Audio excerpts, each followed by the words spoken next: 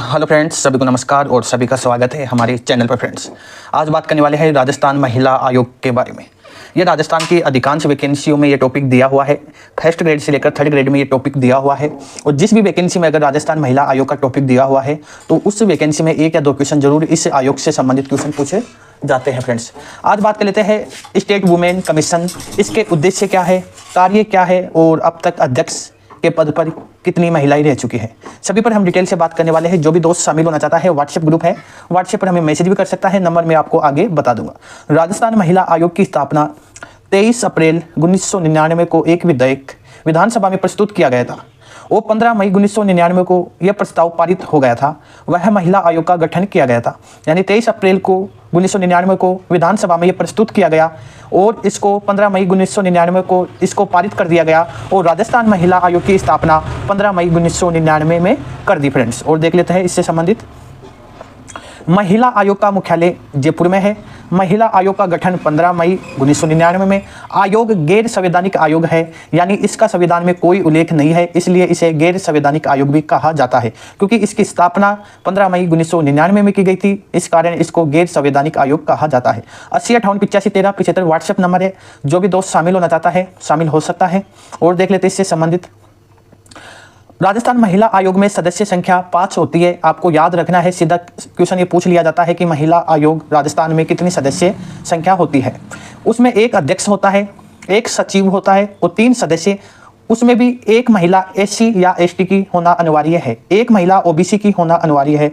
कुल 5 सदस्य, उसमें से एक अध्यक्ष, एक सचिव, एक महिला एससी या एसटी की और एक सदस्य ओबीसी की होना आवश्यक है। कार्यालय देख लेते हैं। कार्यकाल कितना है इसका? 3 वर्ष का इसका कार्यकाल है। कई बार एक कथन निष्कर्ष वाले क्वेश्चनों में ये सीधा सीधा पूछ लिया जाता है। राजस्थान महिला आयोग के सदस्य की नियुक्ति कौन करता है, ये भी एक बार देख लेते हैं हम। आयोग के सदस्य यानी 500 सदस्य की नियुक्ति करता है राज्य सरकार के द्वारा की जाती है। राज्य सरकार में भी मुख्यमंत्री के द्वारा की जाती है। आयोग के सदस्यों के त्यागपत्र राज्य सरकार के द्वारा लिया जाता है, यानी राज्य सरकार को संबोधित करके ही त्यागपत्र दे सकती है आयोग के सदस्य। आयोग के सदस्य को पद से हटाना हो तो राज्य सरकार हटा सकती है। 2 माह में आयोग की एक बैठक होना अनिवार्य है। ये आपको इंपॉर्टेंट फैक्ट है और ये आपको याद रखना है। 2 महीने में एक बैठक होना अनिवार्य है। राजस्थान महिला आयोग के सदस्य को हटाने का प्रावधान क्या है? अगर उनके द्वारा कदाचार किया जाता है या दिवालिया घोषित हो जाती है या भ्रष्टाचार में संलग्न पाई जाती है और लगातार 3 बैठक में शामिल न होना, ये चारों कारण है जिससे हम और राज्य सरकार के द्वारा इनके सदस्य व अध्यक्ष को हटाया जा सकता है। ये आपको याद रखना है फ्रेंड्स। और देख लेते हैं इससे संबंधित। राजस्थान महिला आयोग के कार्य क्या क्या है?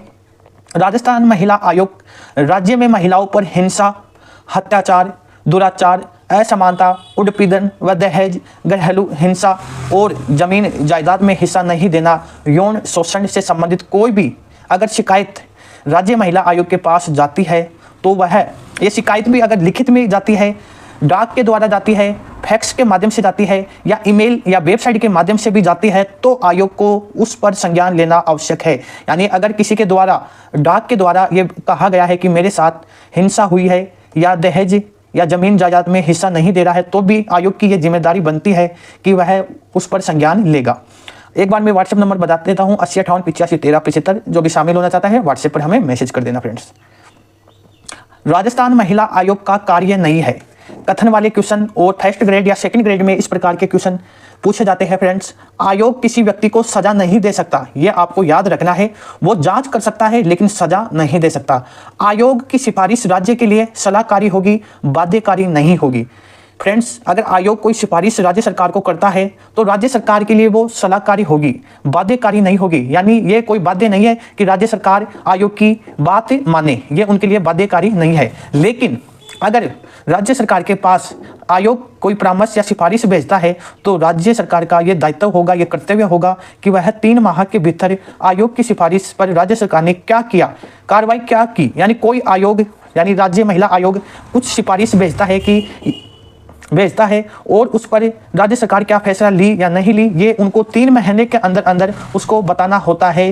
किसको? आयोग को। तो ये आपको याद रखना है, 3 माह का ये आपको याद रखना है और धारा 12 में ये बताया गया है। फ्रेंड्स, और देख लेते हैं, आयोग को धारा 10 में सिविल कोर्ट के समान शक्तियां प्राप्त है, यानी राज्य महिला आयोग को सिविल कोर्ट के समान शक्तियां प्राप्त है, लेकिन वह किसी व्यक्ति को सजा नहीं दे सकता। और देख लेते हैं, अब इसमें हम ये देखेंगे कि अब से लेकर शुरू से लेकर जब 15 मई 1999 को राजस्थान महिला आयोग का गठन किया गया था, उस टाइम से लेकर और 2024 तक महिला अध्यक्ष कौन कौन रह गई। ये क्वेश्चन सीधा का सीधा पूछ लिया जाता है कि राजस्थान महिला आयोग में प्रथम अध्यक्ष कौन थी, और जो पिछली बार सेकंड ग्रेड की वैकेंसी में जब एग्जाम हुई तो उसमें सीधा क्वेश्चन ये पूछा गया था कि राजस्थान महिला आयोग के दूसरे नंबर की अध्यक्ष कौन थी। यानी आपको ये सभी जो अध्यक्ष है उनके नाम आपको याद रखना है फ्रेंड्स। जो पहली है कांता कथुरिया, ये प्रथम अध्यक्ष राजस्थान महिला आयोग की थी। दूसरी नंबर की थी पवन सुराणा, तीसरी नंबर की है तारा भंडारी, चौथे नंबर की है मीरा महर्षि, सरिता सिंह, लाड कुमारी जैन, सुमन शर्मा, रिहाना रियाज चिश्ती, ये वर्तमान में महिला आयोग की अध्यक्ष है। अगर आपको किसी टॉपिक से संबंधित और कोई इन्फॉर्मेशन आपको प्राप्त करनी है तो हमें व्हाट्सएप पर मैसेज कर देना या हमारे कमेंट बॉक्स में। सभी को धन्यवाद। जय हिंद, वंदे मातरम।